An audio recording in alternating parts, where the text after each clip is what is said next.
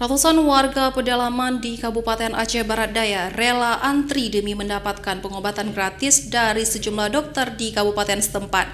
Antrean tersebut lantaran jarak desa dengan puskesmas setempat cukup jauh dengan akses jalan yang kurang memadai.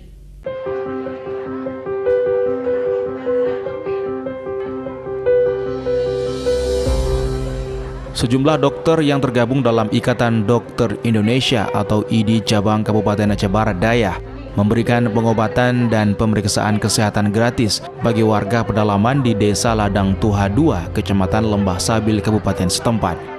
Hal tersebut dalam rangka memperingati Hari Bakti Dokter Indonesia ke-114.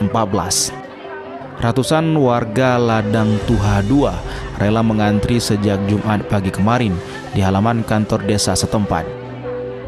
Satu persatu warga terlebih dahulu melakukan pemeriksaan gratis. Selanjutnya warga diarahkan ke dokter spesialis guna mendapatkan pengobatan sesuai keluhan yang dialami.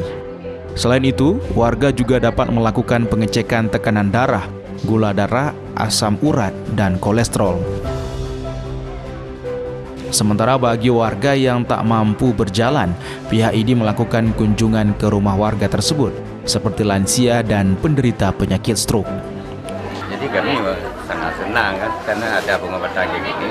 Jadi kami rasanya bangga lah, istilahnya. Kami harap yang sekali ini sampai ke depannya harus ada kayak gini. Dokter yang hadir di lokasi meliputi dokter spesialis mata, penyakit dalam bedah, spesialis anak dan kandungan, serta dokter umum lainnya.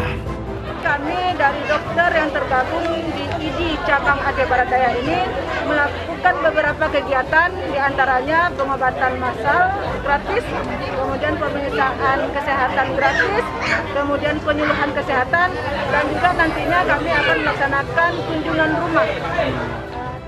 Jarak Desa Ladang Tuha II ini dengan Puskesmas Kecamatan Lembah Sabil terbilang cukup jauh, dan akses jalan yang belum memadai membuat warga memanfaatkan posko pengobatan ini.